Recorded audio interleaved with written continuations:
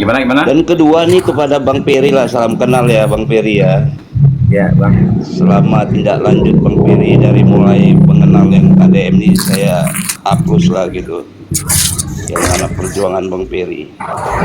Cuman saya tergeli makanya ini Bang Her gini. Saya mendengar tadi keterangan dari Bang Peri tadi soal saksi Rana. Saya sepakat sama Bang Her.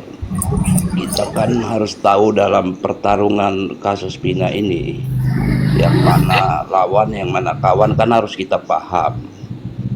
Dalam hal ini Pak Rana ini kan ingin ketemu yang namanya KDM. Pertama kali saya lihat di TV di berita Kang Deddy itu ya, pertama kali yang menemui Rana nih KDM ini, pertama kali. Tapi kok bisa yang namanya diambil alih sebagai kuasa hukum Pak Tony? Kapasitas Rana ini apakah sebagai saksi untuk mempertaruhkan Peggy Setiawan? Kan tidak.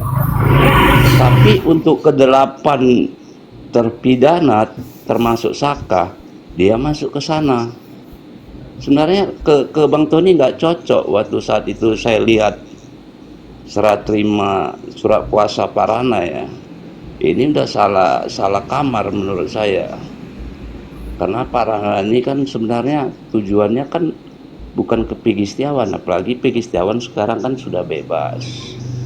Seharusnya itu tidak ada lagi di Pak Tony, kan gitu. Jadi pertanyaan saya, kok sampai sebegitunya Pak Tony, yang mana Pak Rana ini menjumpai, kalau bisa dibilang, keseluruhan kasus ini yang membongkar namanya Pak KDM secara tidak langsung. Itu menurut saya, karena dia semua bukan untuk individu KDM ini membantu, tapi keseluruhan dari A sampai Z dia bantu, siapapun orangnya. Jadi kita harus dukung KDM ini gitu loh. Jadi kapasitas Pak Tony itu melarang menjumpai KDM kok sampai sebegitunya, walaupun ada perjanjian antara kuasa Pak Tony dan Pak Rana. Jadi pertanyaan saya di situ aja, maka saya naik nih Bang Her. Makasih Bang Her. Ya ya. Eh, saya lupa itu saking apa namanya. Saya apa tadi pertanyaannya Pak tadi? Ini tadi kan saya tergelit tuh Bang Her naik karena mendengar statementnya Bang Peri. Dia mengatakan ada saksi Rana ingin Iya Rana ketemu ya. namanya KDM. Itu sampai dilarang, suruh balik. Seharusnya kan Bang Tony ini tahu yang mana lawan, mana kawan. Seperti Bang Her bilang tadi, saya sepakat. Ini kapasitas Rana ini kan bukan sebagai saksi untuk Peggy Setiawan sebenarnya. Pak Rana ini bisa diambil saksinya sebagai kedelapan tersangka. Ya, ya. Apalagi Pak Rana ini saat itu pernah bersaksi, pernah di BAP, Ya, ya. yang tidak didengarkan suaranya saat itu Pak Rana ini, kan gitu. Mungkin ya Pak Rana ini sebenarnya akibat pemberitahuan jadi salah kamar sebagai kuasanya siapa. Seharusnya larinya ke 8 yang sekarang masih terpidana gitu loh. Jadi sampai sejauh itu menurut saya Bang Tony tidak membolehkan namanya Rana ketemu KDM ini terlalu, dalam arti tanda kutip, terlalu jauh menurut saya. Seharusnya Bang Tony melihat itu gitu loh menurut saya Bang Her. Ya, ya, ya, ya memang ya memang dalam hal ini kita kebetulan saya juga tidak bisa memberikan tanggapan ya karena khawatir nanti saya tidak tahu secara menyeluruh apa namanya, apakah Rana ini duluan ketemu sama Kang Deddy terus bisa jadi pengacaranya si Tony ini, saya tidak begitu paham terlalu jauh. Jadi intinya kalau saya bisa mengambil kesimpulan sepanjang kita ini tujuannya sama ya kan, dan juga apa namanya niatnya baik, kalau menurut saya mah ya sudahlah, nggak jadi masalah lah ibaratnya. Intinya sama, saya juga pernah nih, saya jujur nih, saya pernah ketika perkara ini booming ya, saya pernah kirim pesan ke Bu Yanti WA agar saya bisa apa namanya turut serta membantu masuk dalam tim agar agar apa namanya bantuan saya itu secara maksimal. Nah, cuma kan tidak ada jawaban. Tapi saya juga tidak marah. Nah, kemudian saya juga pernah kirim pesan sama Tony juga pernah. Saya bilang sama Tony kalau berkenan saya bergabung. Karena dulu Tony juga pernah ikut-ikut saya juga dulu, ngikut-ikutin saya juga pernah. Nah, cuma memang tidak ada tanggapan juga dari Tony. Tapi saya walaupun tidak ada tanggapan dari Tony, tidak ada tanggapan dari Bu Yanti, ya karena niat saya pengen membantu dalam perkara ini untuk mengungkapkan kebenaran, ya saya tidak menyerang lawan saya. Jadi saya tidak jadikan orang yang tidak menanggapi saya itu sebagai lawan, tapi saya tetap berusaha bisa berbuat untuk kebaikan. Nah, jadi saya merasa ketika saya juga tidak dikasih kesempatan, ya saya pikir ya sudah, saya fokus saja apa yang bisa saya lakukan untuk kebaikan. Jadi ya memang kadang-kadang kan memang ya kita kan beda rambut, beda kepala, beda pemikiran, beda ini. Ya kalau saya intinya sepanjang apa yang dilakukan orang itu untuk kebaikan, ya tujuannya baik, niatnya baik, apa yang dipikirkannya baik, yang diucapkannya baik, yang dikerjakannya baik, kalau menurut saya ya monggo-monggo aja, silahkan. Nanti juga kalau seandainya Kang Peri dari sini tujuannya ke sini, saya dari sini tujuannya ke sini, nanti kita ketemu di ujungnya. Karena orang-orang yang baik ini pasti akan dipertemukan dengan orang yang baik, ya kan. Nanti juga seleksi alam akan menentukan kita apakah nanti kita bisa berteman sama orang ini, apakah justru kita tidak berteman sama orang ini. Nanti pasti seleksi alam akan menentukan. Bebek bertemu dengan bebek, harimau bertemu dengan harimau, ya kan. Ayam pasti kumpul dengan ayam. Nah, jadi orang baik pasti kumpul dengan orang baik. Dalam banget itu Bang. Bahasa dalam banget itu Bang. Iya, jadi kan alam nanti akan menyeleksi. Ya, alam akan menyeleksi. Ya intinya saya juga memperhatikan, mengikuti perkembangan. Bagaimana Pak Tony, tetap kita apresiasi juga kebaikannya. Tapi ada satu sisi yang sedikit rasa kecewa itu saya pendam. Tetap kita fokus dengan kebebasan semua adik-adik kita, saudara-saudara kita yang tidak bersalah dan harus menanggung resikonya.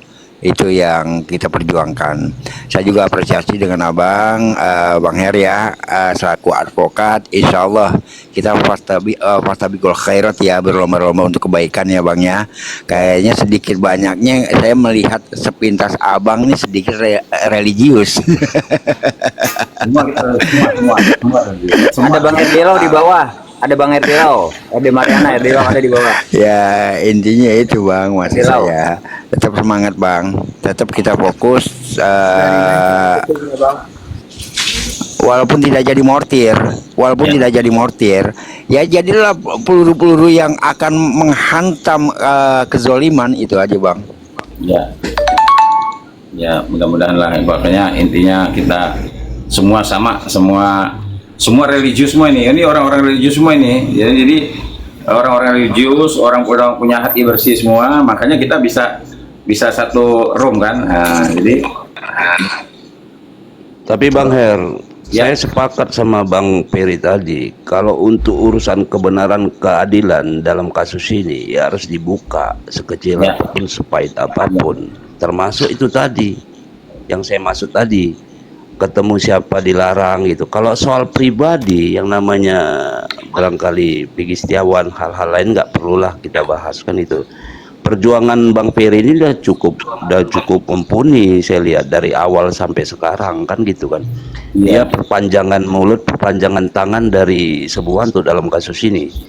Jadi maksud saya kalau Bang Peri menemukan hal-hal begitu, ya ini harus diungkap, dibuka ke publik gitu. Siapa benar siapa salah soal begini, karena ini soal kasus loh, kebenaran apa sih endingnya itu dipertanyakan, kenapa dilarang gitu, apa sekedar hanya tidak menghargai sebagai lawyer, kan nggak mungkin juga gitu loh.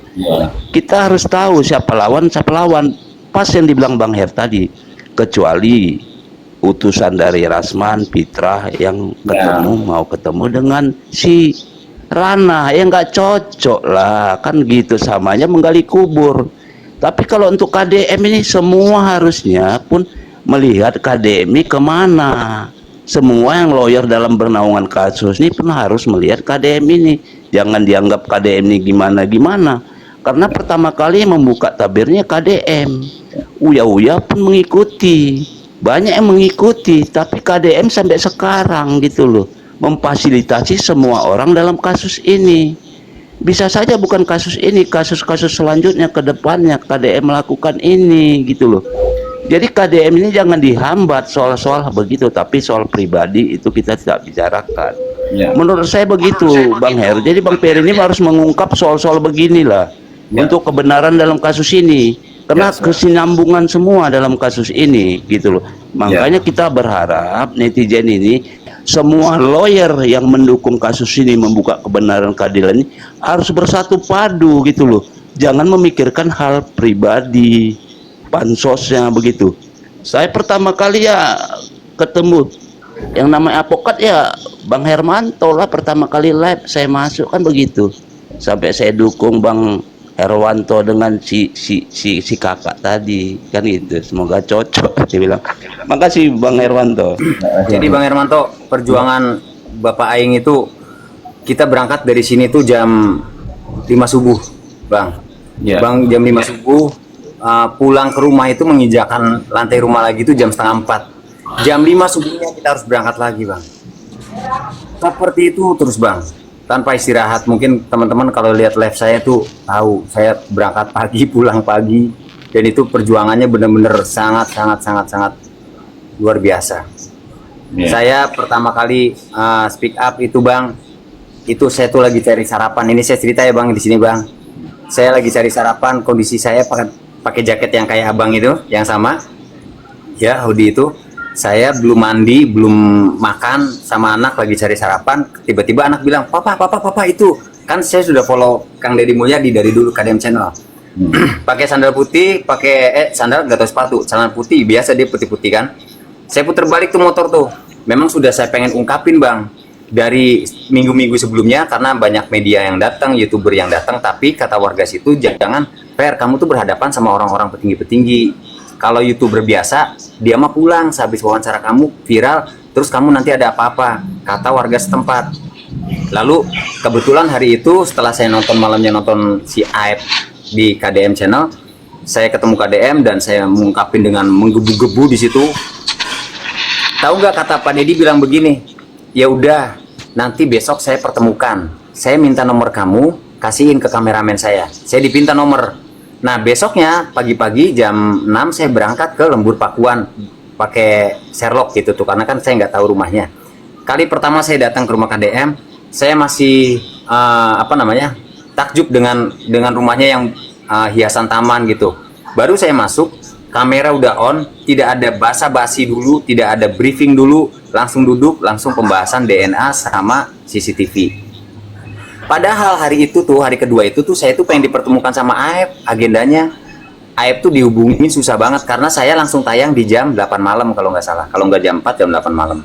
Jadi semenjak saat itu karena Aibnya nggak bisa dihubungi dan ada alasan Aib lagi tidak bisa datang, saya diwawancara sama Pak Deddy hari pertama itu. Selesai wawancara, Bapak makin menarik nih kisahnya nih karena pembantahan saya. Bisa nggak saya minta tolong sama kamu, Fer? Cari narasumber, kamu kan pernah di sana. Nah disitulah asal muasal saya dipercaya sama Bapak untuk mencari narasumber. Langsung saya cari narasumber yang memang akurat, yang memang benar-benar tidak kaleng-kaleng, dan itu semuanya tidak mau. Bahkan keluarga terpidananya sendiri pun itu tidak mau. Mereka masih mencekam ketakutan, trauma pada saat 2016, Bang. Saya kasih keyakinan, saya bujuk satu persatu. Mau, ada yang mau berangkat ke sana. Saya lagi bujuk lagi, mau terus sampai sekarang. Sampai pada akhirnya mahkota itu saya temukan, dia DM saya. Ada banyak DM tapi nggak saya buka. Mungkin Gusti Allah mempertemukan saya. Saya klik itu DM, Bang tolong penting banget, kata kakaknya Dede. Ini apaan penting banget? Saya balas tuh. Iya ada apa, Kak? Dia langsung jabarin di situ, saya kakaknya Dede. Dede siapa? Saya bilang Dede yang saksi dulu 2016 sama Aib. Wah, saya terkejut nih.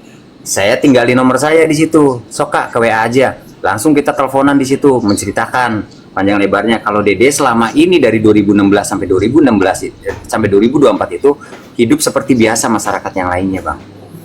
Tidak ada apa-apa, tidak ada ngumpet-ngumpet. dan Dede kerja bangunan pada saat itu di BSD Tangerang.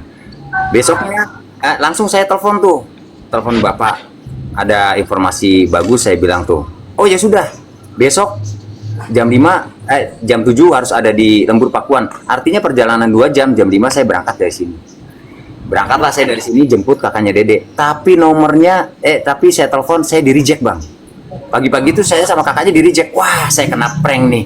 Terus di situ karena nama belum di save, di bawah nomor itu ada nama Widya. Wah, saya makin takut lagi bang.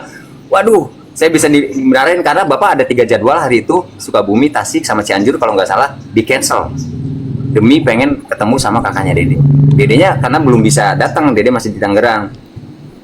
Saya telepon lagi, di reject lagi bang. Saya chat centang 1 bang.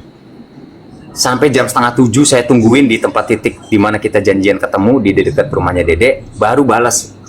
Bang, tunggu di depan, saya lagi jalan ke situ tapi agak lama. Saya tunggu bang.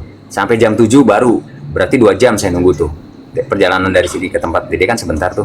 Langsung datang, saya lega sekali, dan di mobil kita sempat video call sama Dede. Video call, langsung datang ke tempat Pak Dedi, tidak ada kamera di situ. Ditanya sama Dede dan Dede video call sama Bapak. Oke, kita jemput. Kamu di mana? Jam itu juga Bapak tidak mau menyia-nyiakan waktu.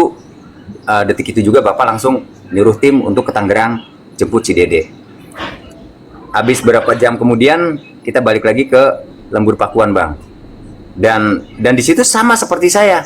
Kamera sudah on. Pikir saya tuh nggak dipublish ya. Ini buat senjata nanti di belakang. Tapi Bapak mungkin punya strategi, jadi biar masyarakat Indonesia juga langsung tahu gitu tuh. Kalau sosok Dede ini sudah hadir, mudah-mudahan Aep juga tergugah hatinya seperti Dede mau hadir juga. Mungkin seperti itu tujuannya.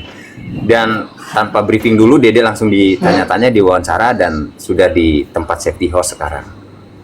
Begitu setelah Dede, ada lagi yang nge-DM tuh bang, yang punya helm kemarin. Saya temuin dan bisa dihadirkan di tempat Bapak. Jadi cerita misteri ini sudah sedikit-sedikit mulai agak terang bang. Alhamdulillah. Begitu. Alhamdulillah. Ya, ibaratnya memang alhamdulillah ya. Semua akan apa namanya tuh puzzle-puzzlenya udah mulai ini nih. Sudah sama dulu nih, ada rekan-rekannya RD Lau.